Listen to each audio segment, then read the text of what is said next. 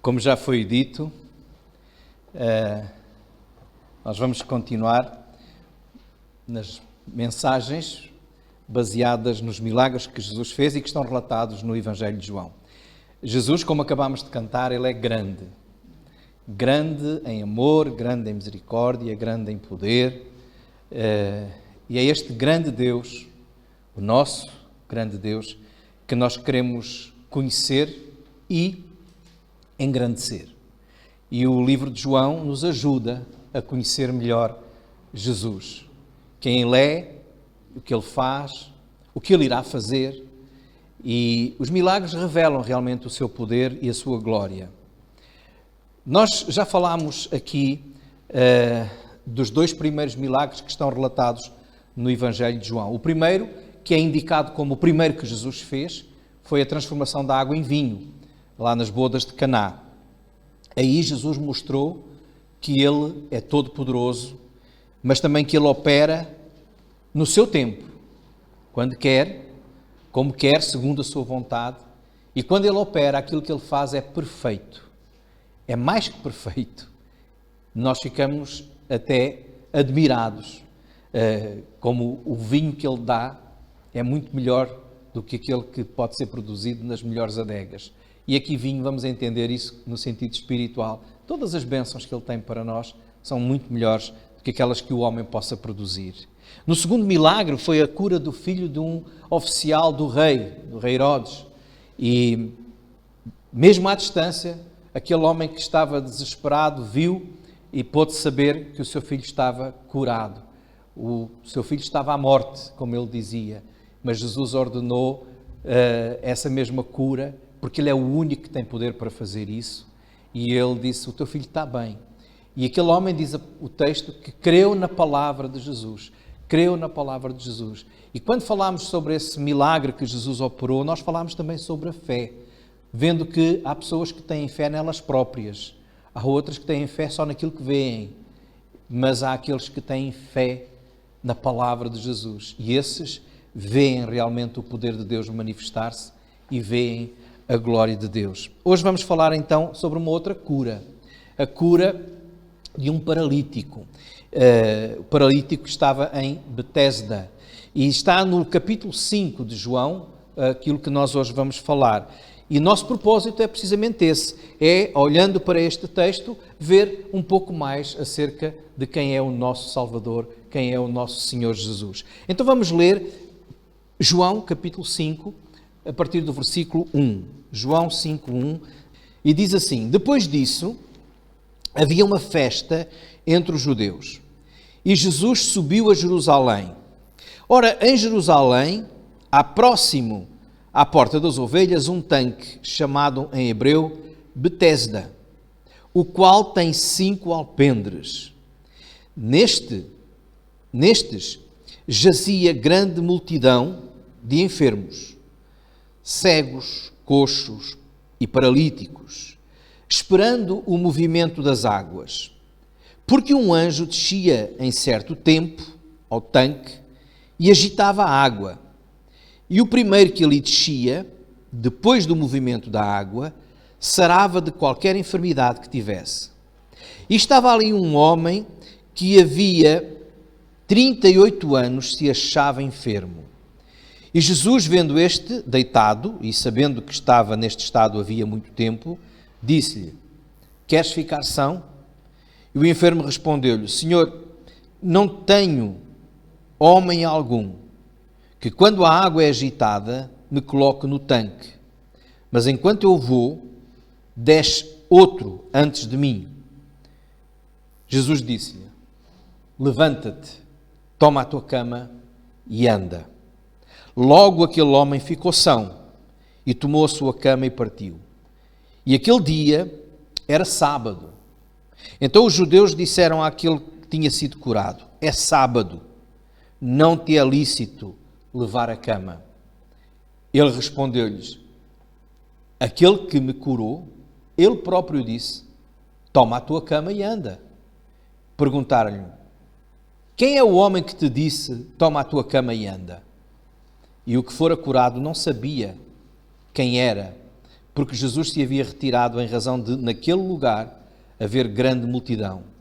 Depois, Jesus encontrou-o no templo e disse-lhe: eis que já estás são, não peques mais, para que não te suceda alguma coisa pior. E aquele homem foi e anunciou aos judeus que Jesus era o que o curara. Meus irmãos, neste texto, nós começamos por ver que havia uma festa em Jerusalém. Não sabemos qual era a festa. Havia várias festas ao longo do ano que os judeus celebravam, e mesmo quando eles estavam fora de Jerusalém, fora da Judeia, eles iam a Jerusalém, pelo menos a uma dessas festas eles tinham que ir, porque estariam no templo em adoração ao Senhor.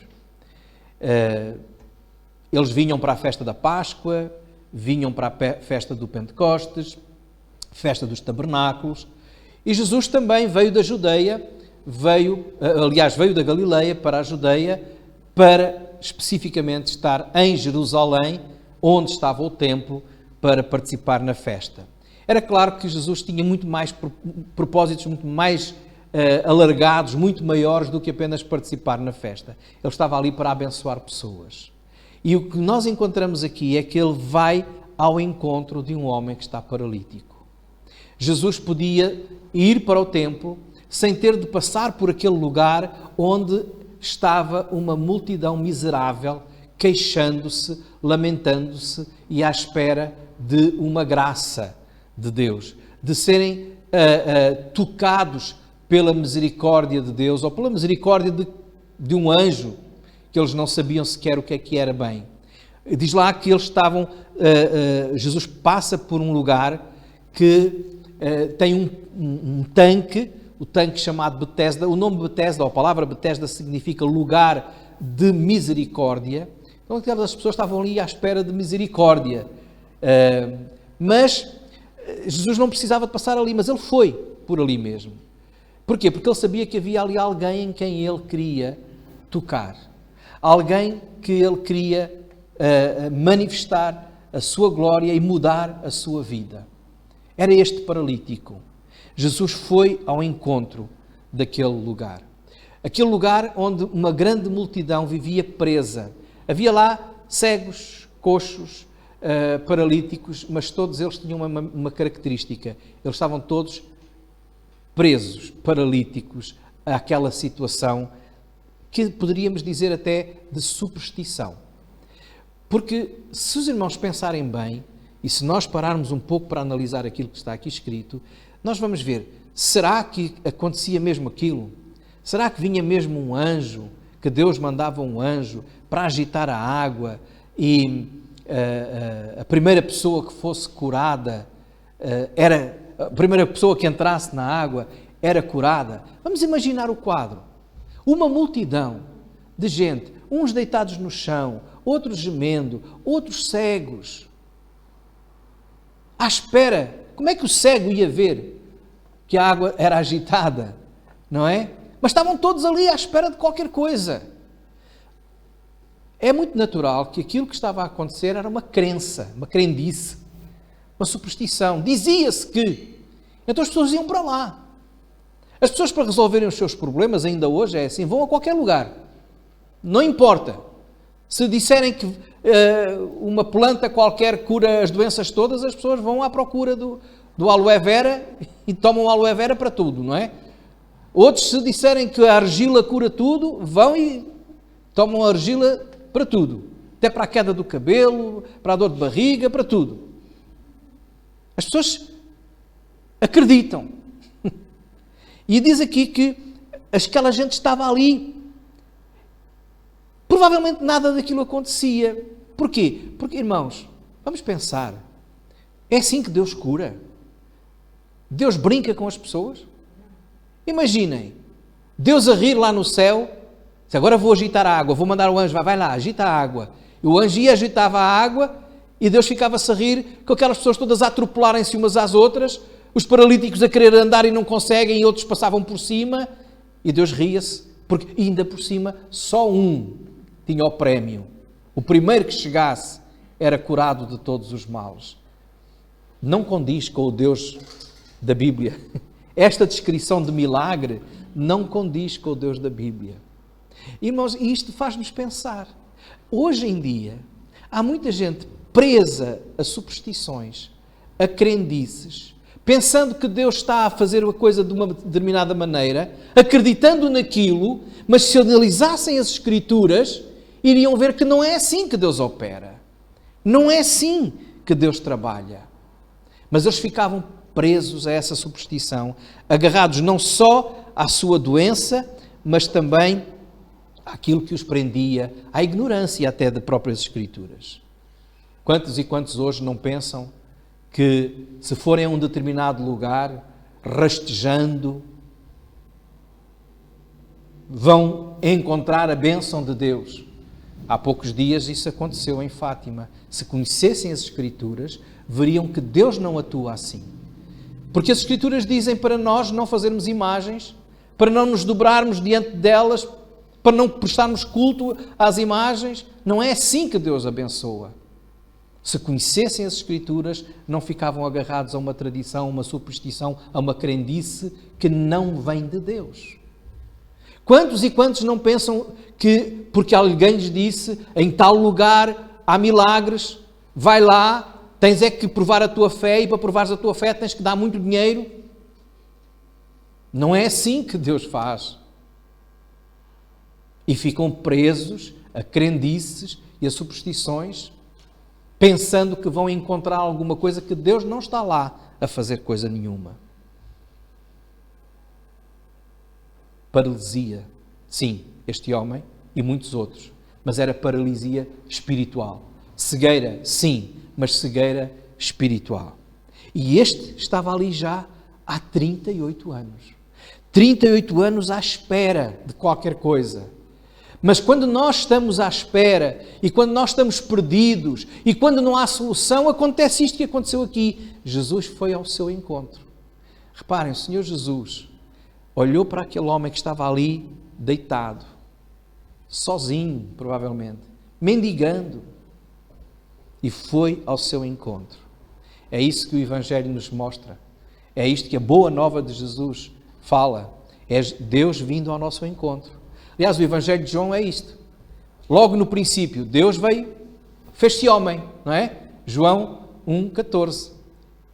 Ele fez-se homem e habitou entre nós. É Deus vindo ao nosso encontro. E o Evangelho de João relata vários encontros, onde Deus levanta homens que estão perdidos, ricos, pobres, doentes, cegos e até mortos. Há o encontro com Nicodemos, onde o Senhor diz a Nicodemos, tens que nascer de novo. E aquele homem foi aprendendo com Jesus a ter uma nova vida. Há um encontro com a samaritana. Jesus foi ao encontro da samaritana lá junto do poço de Jacó. O poço que Jacó tinha aberto. E renovou e transformou aquela vida daquela mulher. Jesus vem ao encontro de todos aqueles que estão perdidos. Têm a sua vida parada, sem saber para onde ir. Que não têm a solução para os seus problemas. Jesus também, pelo seu grande amor, pela sua misericórdia, vem ao nosso encontro. E ele foi ao encontro deste homem. Podemos dizer que se estamos perdidos, se estamos paralisados, se estamos sem soluções, podes crer que Jesus também vem ao teu encontro. Jesus vê a situação daquele paralítico e pergunta-lhe, queres ficar são? Ele estava ali porquê? Não era para ficar são? Talvez não. Eu creio que aquele homem já não estava ali com esperança de ficar são. Ele estava ali porque era aquilo que já estava habituado a fazer toda a vida, durante 38 anos. Aquilo já não era uma manifestação de fé, era mais um modo de vida deste homem. Ele ia para lá todos os dias. Se ele não fosse para lá, não sabia o que é que havia de fazer mais. É claro que o levavam, porque ele era paralítico. Ele levava a sua cama que entendamos, uma esteira, alguma coisa que ele podia enrolar, chegar lá, estender no chão e ele ficava. Mas ele próprio dizia, quando Jesus lhe perguntou, queres ficar são? Ele diz, ninguém me ajuda. Agora, nós podemos pensar, mas porquê é que Jesus diz, queres ficar são? A verdade é que há pessoas que não querem solução para os seus problemas. Há pessoas que gostam de ter problemas. Há pessoas que precisam de ter problemas. Têm que estar doentes ou tem que haver qualquer coisa. E quando se lhe apresenta uma solução, logo a seguir têm que encontrar outro problema. Porque vivem dos problemas. É a única maneira de alguém lhes dar atenção, pensam elas. É a única maneira de alguém olhar para elas, de pensar nelas. Então têm que ter sempre um problema. Têm que ser sempre os mais desgraçadinhos. Têm que ter pena de mim. Agarram-se a esses problemas, às vezes até para fazer uma espécie de chantagem emocional com um familiar, com um amigo ou qualquer outra coisa. Há pessoas que não encontram nunca solução para os seus problemas. Por isso Jesus fez muito bem em perguntar, queres mesmo ficar são? Queres mesmo resolver o teu problema? Queres mesmo resolver a tua vida? Ou queres continuar aí agarrado, preso a essa situação? Eu conheci há uns anos atrás, talvez alguns irmãos aqui que viajavam de comboio, como eu viajava muito nessa altura, e há bons anos, não é? Um homem que aqui na linha de Cascais, todos os dias, entrava no comboio e se arrastava pelo chão do comboio. As suas pernas iam arrastando, ele andava com as mãos no chão, e ali ficava ele a mendigar e a pedir esmola. Aquele homem não tinha necessidade de viver assim, porque ele chegava à estação com o aparelho que tinha para as pernas, não é? E tirava o aparelho, tirava as muletas e arrastava-se para o comboio. Depois, quando acabava o dia de trabalho, não é?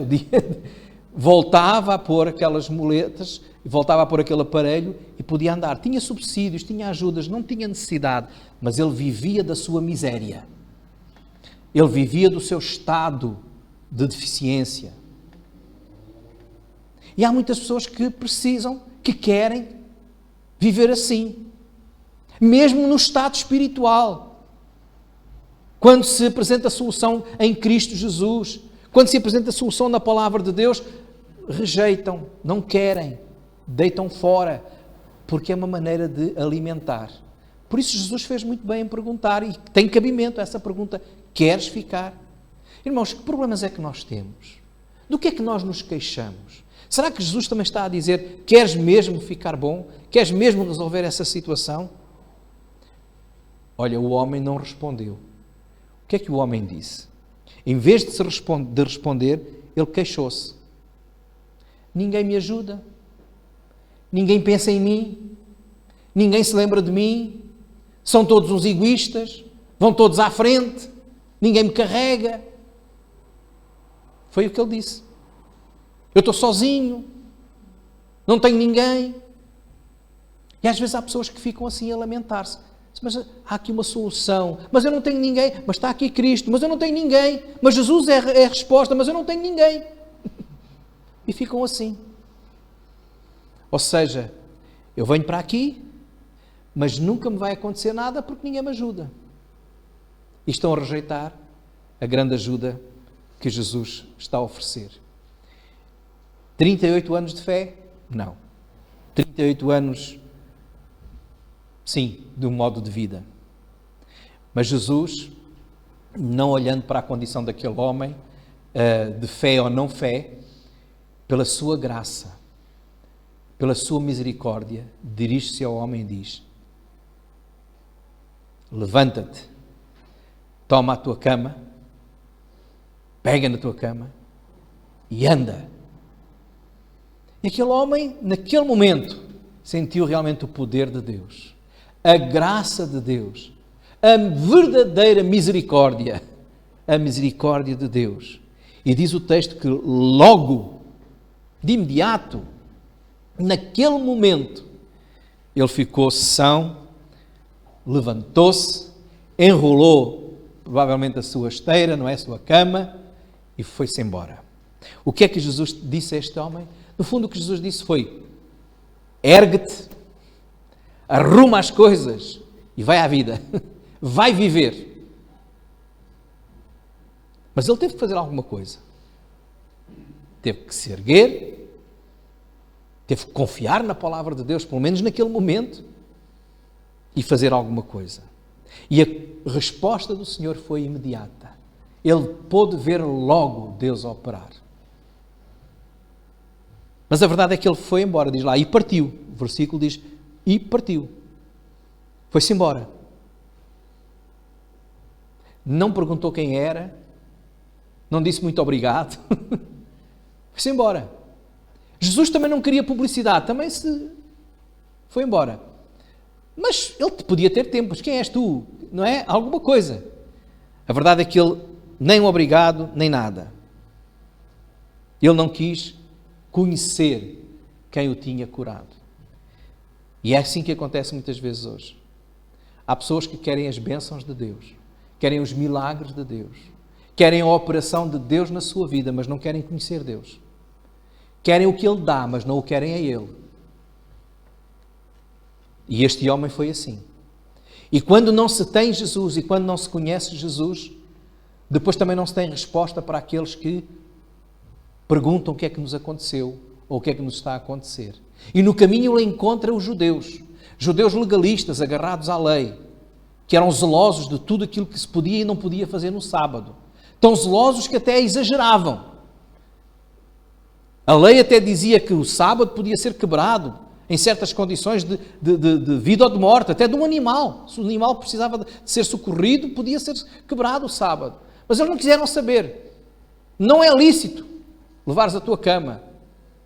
Mas aquele que me curou disse para eu andar, para levar a minha cama.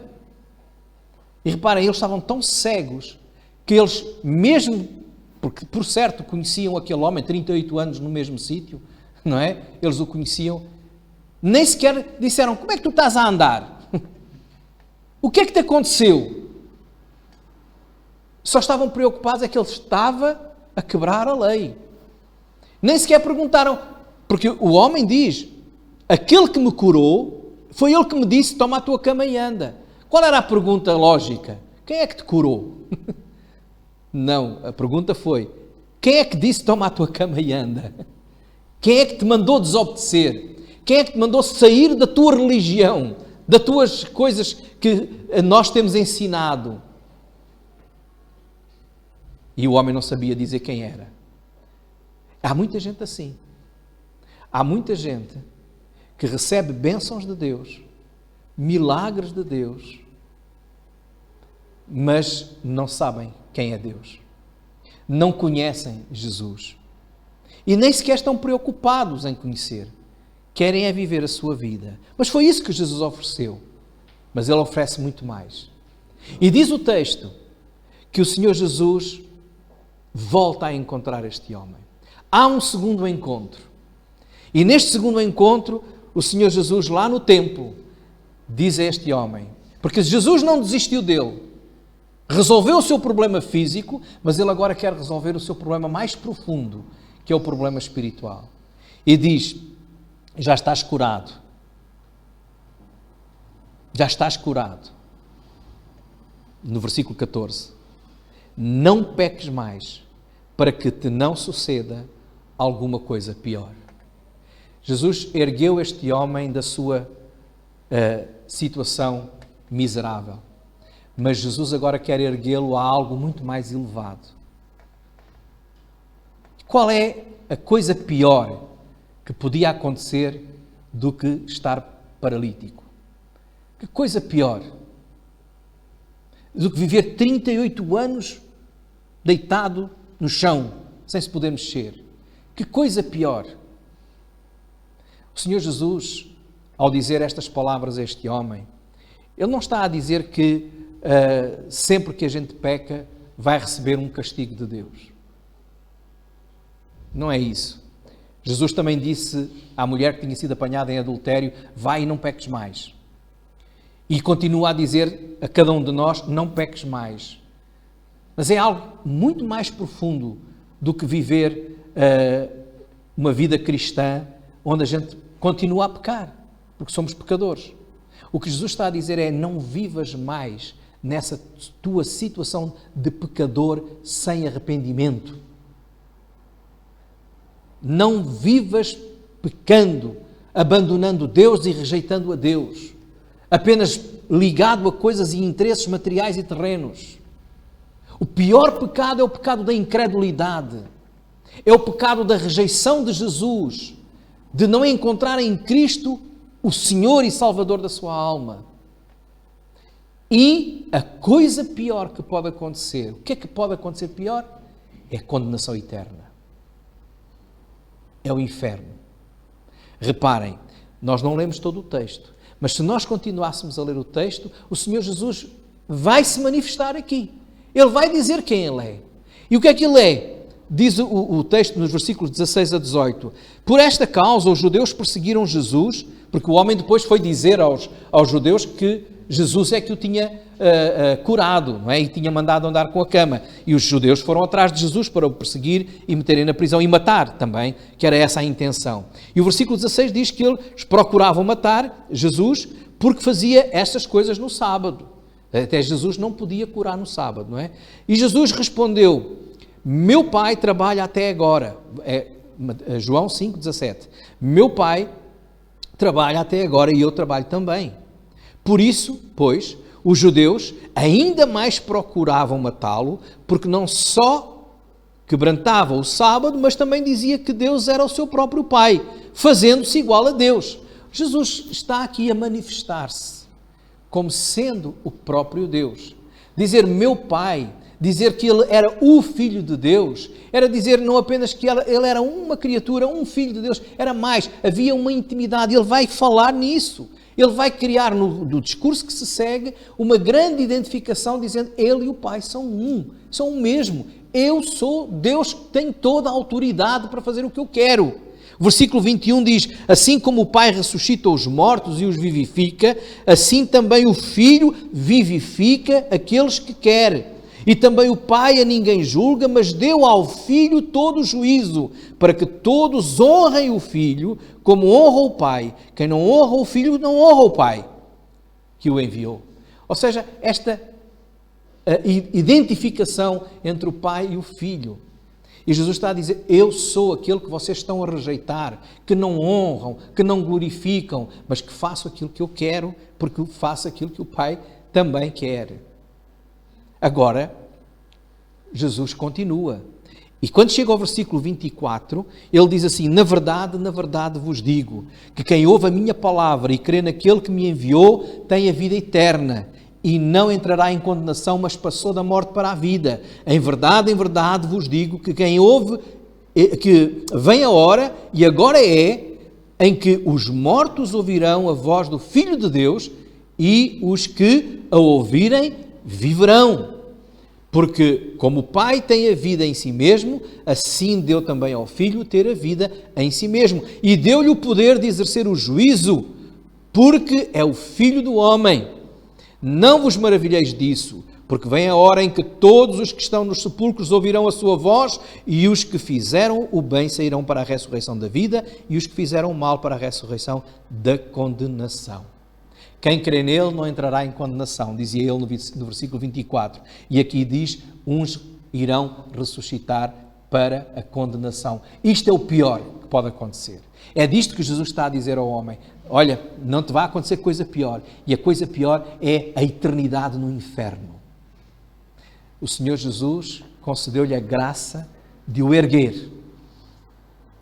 Mas se ele continuar a rejeitar Jesus, e foi graça porque ele não merecia, assim como nós nenhum merecemos, mas o Senhor nos ergueu, nos tirou das trevas para a sua maravilhosa luz, diz a Bíblia, da morte para a vida, da condenação para a salvação. Pela sua graça nós não merecíamos, mas se nós o rejeitarmos, coisa pior vai acontecer, e a coisa pior é a condenação eterna. Podemos dizer que hoje não é politicamente correto falar no inferno, não é? Nem religiosamente correto falar no inferno.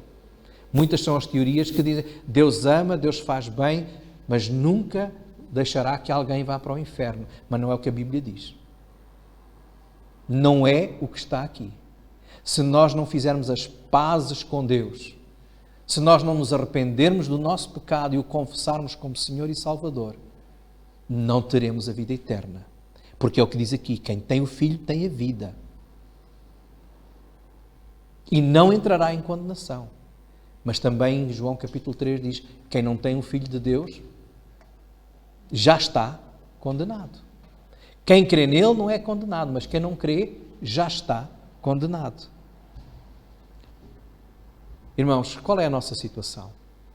Por um lado, nós temos que louvar a Deus, agradecer, estar gratos por essa grande misericórdia, por essa grande graça. Muitos de nós podemos aqui testemunhar com alegria, o Senhor me ergueu, mas não apenas na vida, mas também me ergueu para a vida eterna. O Senhor está a dizer, levanta-te, caminha, segue a tua vida com alegria, com paz, porque eu estou contigo. Mas Ele diz, se tu me rejeitares, eu virei como juiz. Eu virei como juiz. Essa é a palavra que o Senhor diz aqui. Versículo 22. O Pai a ninguém julga, mas deu ao Filho todo o juízo.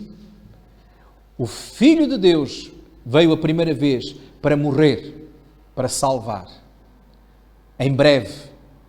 E tudo indica que é em breve, não é? Ele voltará. Mas no dia em que Ele voltar, todo aquele que o rejeitou até esse dia vai entender a coisa pior.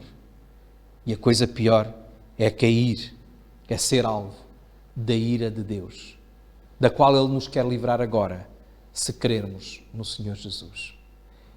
Então, graças ao Pai e graças ao Filho também, porque pelo seu grande amor e pela sua graça nos permitem ser salvos, não apenas das coisas desta vida.